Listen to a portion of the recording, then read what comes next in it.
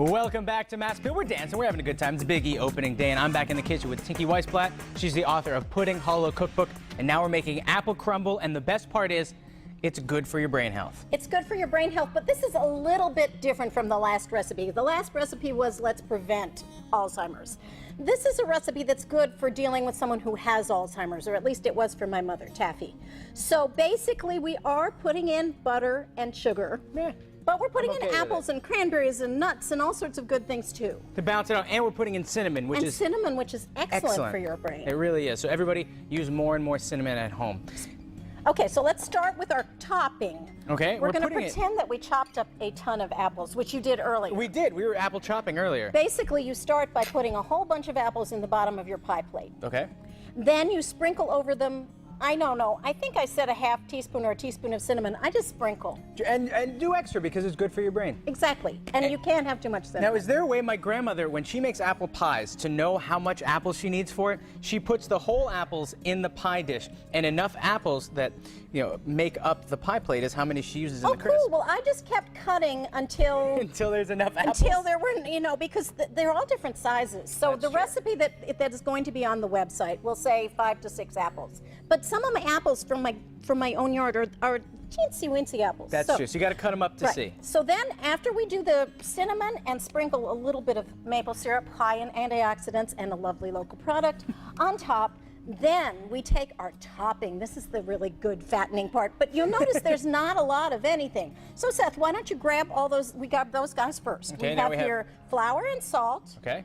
Oats, whole oats. Whole oats, and not the quick oats that you get in the store sometimes. No, the quick oats I don't like. Whole oats, okay. And they're not as good for you. And those are pecans, any nut of your choice. Any Almonds nut's a might good be nut. nice. And then you pour all these in here? Yep, let's do it. Okay, shall we?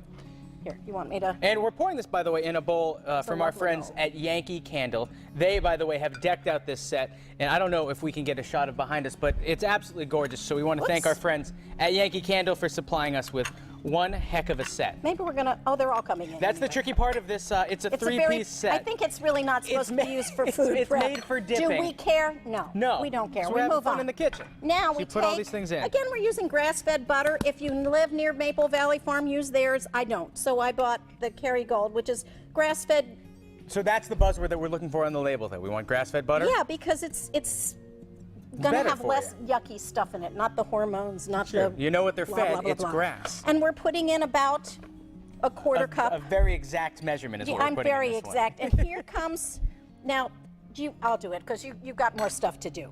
So we mix it with our hands. I have to run after this, so yeah, you can mix it. Thanks. Okay, and then would you grab the brown sugar, please, Seth? Uh-huh. Here it is. And we do that? This is good to do with your kids, though, because kids love getting their hands dirty. I love getting my hands dirty. My hands are immaculately clean, I should mention. Thank you. And then you suddenly notice that we've got this really sweet thing. Now, you could also put the maple, not the maple syrup, but the cinnamon in here if you want to. I think I will. I'm going to put a little extra. You can't have too much cinnamon. Because it's good for your brain. Now, we're going to take everything away and do the final product. Yes, okay. Let's show the final product out. Now, Here we go. I might mention that the Mass Appeal kitchen has a very warm oven. It does. So it's a little bit more brown than we thought it would be. It's very brown. But it's okay. It's okay. Oh, watch out. Just put it on the... And then we'll give you a little... Oh, why not put it on here? Oh, put it on this. Okay. Yeah, I like to put it on something protective.